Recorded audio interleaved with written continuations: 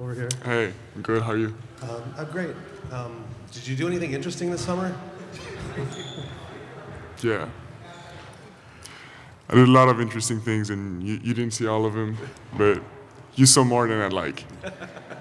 What was your, if you had to pick a favorite? My favorite or was activity? probably, going to NASA and checking out all the stuff I'm passionate about from the inside. What, the training with the monks, what did you learn or take from that? So training with the monks was an incredible experience. First of all, the culture shock of just being in China, even before reaching the temple at all. It's so interesting and it and very surprising. I really loved it, and the training with the monks itself in the temple, incredible experience. Very much out of my comfort zone. It was my intent from the start, but that's probably as far a physical activity as I'm used to doing. So it really paid off in terms of training, and as a life experience, as a curious person, it's just great. What made it outside your comfort zone? Oh, I mean, because it's movements. In terms of pure training, I mean, it's movements that I or NBA players, in general, we're not used to do. It's so first of all, it's like physical activity, which is not a team sport, and like kicks. I don't know if I had ever thrown a kick seriously before, and all this kind of stuff. They're not moves you can use on the court, though. I can't. I mean, I can, but just once. Victor, on one hand, you're coming off this possibly like traumatic experience of possibly losing your career to seeing the world and doing these things with monks and going to NASA. How are you able to compartmentalize those two different feelings, and how would you describe just your mental state through all of this from last February to you sitting here right now? So just so I understand, please explain compartmentalize. The basketball side of it and the seeing the world side of it. Oh, so the traumatic experience you talked about is very much linked to all the stuff I've done this summer. There's this will obviously to come back and rehab and be better to become even better than before. But there's also a big feeling that life isn't forever, and there are some experiences we're gonna miss on. It's inevitable, but I'm gonna miss on the least of them that I can. Like I want to experience the most, and this is something that I wanted to do. And I'm not, just because I'm in the NBA, I'm not gonna keep myself from doing it. I want to experience those things. Just to be clear, I'm understanding you. Did the health scare sort of prompt you to want to do more of that stuff? Yeah, for sure. To want to do more of this stuff and to not keep myself from doing stuff. And this works for every fields of life, from being a public person to being a professional athlete. It doesn't matter. I'm still going to do the things I want to do as a human. It sounds like it's been kind of a profound experience for you then to reevaluate things. The temple or the thrombosis? Both.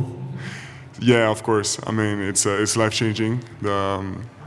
Spending so much time in hospitals and around doctors, and hearing more bad news than I wish I heard.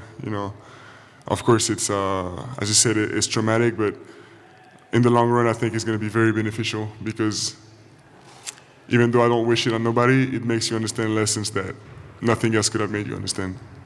Hey, Victor Beck here. You look much stronger, I think, than the last time we saw you. Your biceps are popping a little bit more. Just how much there? Yeah, that's. You got the camera. Flex it up. How much muscle exactly do you think you've added since the last time we saw you on the court? And what did your workout regimen look like this summer to get in that shape? So I did a lot, of pure mass first of all, but you should ask the medical staff for like all the scans and stuff. But of course, I've added muscle mass. And my training this summer, it was brutal. It's been months. The first part of it was first like coming back and rehabbing and getting my abilities back. And after that, it was just so much developing, you know. And I've spent, I mean, I can assure you nobody has trained like I did this summer. And this is my best summer so far. Like I can tell the progress is just incredible. I feel better, I look stronger, and you know, the scale says I'm heavier, so everything is a green light. How do you think that's going to impact your game being a lot stronger this year? Oh, I mean, it's impacted it already. You know, I've seen it in the runs I've done this summer, or even here in San Antonio. I'm so much more under control, and my conditioning has gotten so much better. But that comes at a price, you know. And what I've done this summer, it's world class. I mean, even in the field of professional sports, I don't think many people have trained the way we've trained this summer. Are you eating a lot more? Has your diet changed in any way? I'm still eating a lot, but you know, obviously I don't think I'll be obese anytime soon. But I've been eating a lot, but eating a lot has been a focus for years. So it's progressively.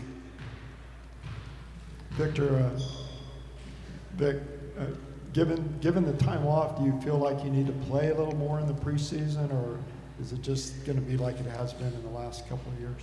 Sorry, can you repeat? Given the time off Oh, yeah. you had, do you feel like you should play more in the preseason? So I feel like I need to play basketball now.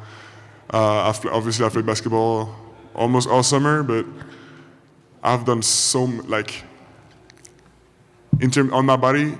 There's only so many steps that I'm gonna pass this summer. Like I'm only gonna get so much better. I think I've maxed out what I could do in one summer, and now I need to play basketball, and you know, work on my skills and you know, as a team, you know, tactically. So yeah, I want to play, and I need to. I mean, I miss it. And Jeremy and Stephon both used the word scary to describe the team's defensive potential. Mm-hmm. Do you think that has the potential to be the identity of this team, a really good defensive?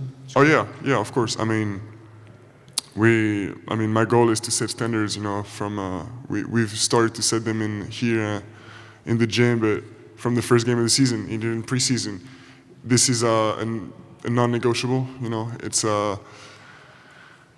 not something. It's not something you can't do if you want to be a part of our team, you know, and we're going to hold each other accountable. We know the coach is going to hold us accountable, and it doesn't matter your status. Defense is non-negotiable. Vic, you anticipate I know you were cleared by the team in the league. You anticipate being ready for opening night? Yeah, of course. I mean, just being in the arena with fans is going to, I anticipate it, and I'm so excited. I miss it so much. Victor, you mentioned that being at NASA was your favorite part of the summer. Just going back to NASA really quickly, there's so many facets of NASA, whether it's space exploration, planetary science. What was your favorite aspect of going to visit NASA? My favorite aspect, so there was a few, but meeting astronauts that either have been to space or are going to, you know, and legends amongst them. I also went to Axiom, you know, the spacesuit company. I met Peggy Whitson, which has the highest time spent in space by an American, and many other great people. But so that was one of my favorite aspects, and the other one was probably just, you know, just like a kid, you know, seeing the machines and like the aircraft, you know, everything that's a replica of what's actually in space or going to space. That was incredible. One of the reasons why kids love outer space is because NASA kind of has that mindset that you can do anything beyond expectations of what people believe. How do you apply that with the NBA? I can definitely see a parallel for sure. It's an interesting thought, yeah. Vic, we hear a lot. We hear a lot about you as you know, the alien, right? What did you learn about yourself as a human being this summer? I learned a lot more than I could tell in just one interview. But as I said, learned many lessons and things that I'm never gonna forget because they're marked in my body. And as I said, I'm at the end of the day, I'm grateful of what I learned, and I'm grateful that I'm passing those steps, in my life, in my career and as a person. Vic, over here. Have you had to change any of your routine since the thoracic outlet thrombosis with your right shoulder? Was there any causation there of something that you were doing that you've had to change so that there's not re-injury? So I don't know where you heard that it's a thoracic outlet thrombosis, but it was definitely a DVT. But I have new routines for sure, and done a lot of job of rehab. But it's I've changed routines, especially in terms of. It's not really related to this. It's the way I want it to work. For example, just one example, I've done much more conditioning in game-like situations. Before, I might have focused more on being able to spend more time in the court and maybe do conditioning in the bike or in the pool. And this summer I chose to do something much more violent, which is conditioning on the court, game-like situations. And maybe that takes away from some time I can spend on shooting the basketball, but it doesn't matter. I wanted to get my body right. Vic, how was being part of, over here to your right, how was it being a part of the fan section tryouts, and how excited are you about your idea coming to full form? That was so interesting. It was really fun, and what we took away from this is I'm very hopeful. I've met with the group of we've selected the most how do you say, like, dedicated of them, and we have a real organization now and it's since a few days it's not my project anymore. They've got it in their hands, and it's going to grow into something great. Vic, when you look at the additions this offseason and then the continued growth of your nucleus, do you look at this year as the opportunity to take that next step, a chance for the team to get back into the playoffs? Of course, yeah, it's the goal. And of course, yeah. Unfortunately, I wish it was already last season, but I realize more and more that there are some things that no matter how hard you try, it takes time and it takes maturity. Two of the additions over here, from the offseason were Kelly Olynyk and Luke Cornett, two big men.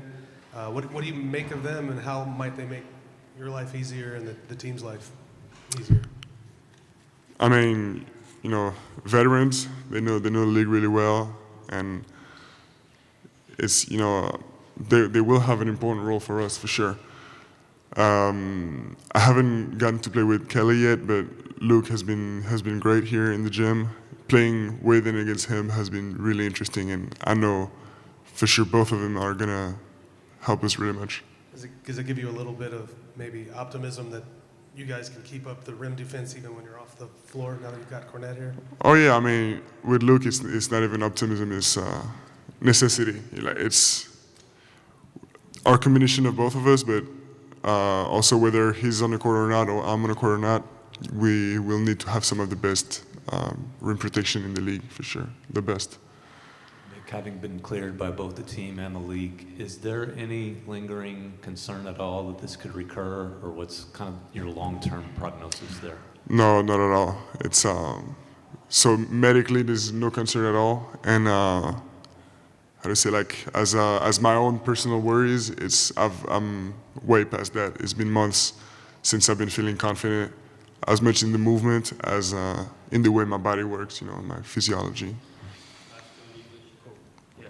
Hey Vic, we've seen you rocking Nike B's featuring your hand-drawn alien on the tongue alongside the basketball alien logo Nike's been using in promos. Can you clarify which is actually your logo, and how does it feel seeing fans already excited for a potential Nike 1B1 potential signature shoe? So I don't have a logo or a signature shoe yet. So simple as that. So no signature logo at all, like the No. Jared, last one in English.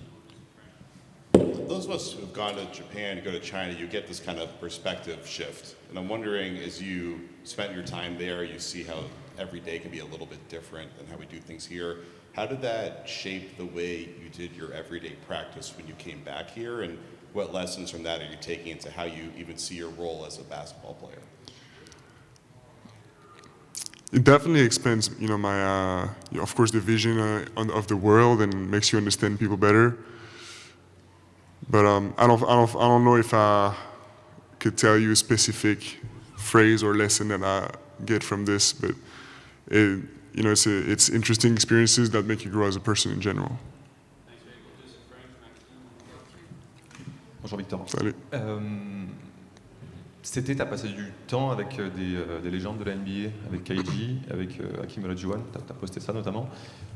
Tu peux expliquer pourquoi tu as décidé de les rencontrer eux et qu'est-ce que tu as appris en fait à leur contact? Pourquoi? Parce que c'est... Voilà, avant cet été, je voulais préparer vraiment un été de très haut niveau et je me suis posé la question, on s'est posé la question avec mon entourage, voilà, qui pouvait m'apporter le plus parmi voilà, certains joueurs, ceux qui sont dispo aussi et ceux avec qui on a des contacts. Et donc voilà, donc j'ai passé du temps notamment avec eux et c'était extrêmement bénéfique. J'ai appris tellement de choses, parfois en peu de temps, mais c'était super intéressant. Et deuxième, tu as dit que tu serais du coup prêt pour le premier match de la saison. Est-ce qu'il y a quand même un processus un peu de montée en puissance progressive? Et du coup, ça veut dire, est-ce que tu pourras jouer en gros le scrimmage de samedi et les matchs de pré-saison, normalement? Ouais, bien sûr. Ça fait quelques semaines que je suis revenu à 100% et que je m'améliore par rapport à avant. Donc oui, je suis prêt. Salut Victor. Salut. Une question pour France Télévisions. Alors, j'ai peut-être te faire répéter parce que c'est important pour nous de t'avoir en français. En quoi ta blessure t'a permis de prendre du recul sur la vie au final et sur ta carrière? Parce qu'à la fin, ça reste que du basket. Est-ce que tu peux revenir un peu sur la manière dont tu as vécu ta blessure? Bien sûr. Donc évidemment, l'annonce d'une blessure comme ça, même d'une maladie, c'est très dur et c'est un peu assommant même au début, mais vivre ces expériences, même si je le souhaite à personne, ça apporte des enseignements voilà, qu'on ne peut pas avoir autrement. Et des leçons, même si voilà, on le sait tous, on nous le répète sans arrêt, que voilà, la vie c'est court, ça va vite, etc. Avant d'être confronté directement à ça, on ne s'en rend pas forcément compte. Et voilà, donc je pense que au final, mon ressenti sur toute cette expérience, sur tous ces mois, parce que ça fait quand même un moment, c'est que voilà, cette expérience, ça sera bénéfique pour moi, parce que ça m'a fait passer des caps que je n'aurais pas passé autrement, ou peut-être pas aussi rapidement. Et deuxième question, à quoi tu aspires cette saison? Et je crois qu'au premier Media Day, tu nous disais que tu avais des papillons dans le ventre. Est-ce que tu retrouves un peu cette sensation de nouvelles découvertes, de nouveaux départs? Bien sûr, c'est l'attente de rien que d'être sur le terrain de la saison évidemment, mais rien que d'être sur le terrain, je disais plutôt de voir les fans, d'entendre le bruit de la salle, etc. C'est presque insoutenable, quoi. Ça fait plusieurs semaines que je tiens plus en place. Voilà, je regarde mes highlights et tout, ça me manque. Bonjour Victor. Salut. Vous avez eu des mots assez forts sur vos progrès et la qualité de l'entraînement de cet été. Donc c'est assez intriguant vu votre niveau que vous aviez déjà avant, le niveau que vous aviez déjà avant. Est-ce que vous pouvez développer un peu là-dessus? Qu'est-ce que vous avez travaillé et à quel point vous êtes pressé d'appliquer ça en situation réelle de match? Qu'est-ce que ça va donner? Donc les plus gros progrès vraiment c'est au niveau de mon corps. Parce que pour moi c'est... Voilà, pour moi, il y a une différence entre jouer en se sentant bien et jouer en étant fatigué. Et sur mes premières saisons NBA, ce qui est normal, c'est le cas de tous les rookies, mais c'est dur de maintenir le rythme sur 82 matchs. Et voilà, et honnêtement, je pense que mon corps il est prêt aujourd'hui. Et c'est là que je me rends compte que peut-être mon corps n'était même pas forcément prêt avant, en fait. Et que voilà, je me sens tellement bien sur le terrain aujourd'hui que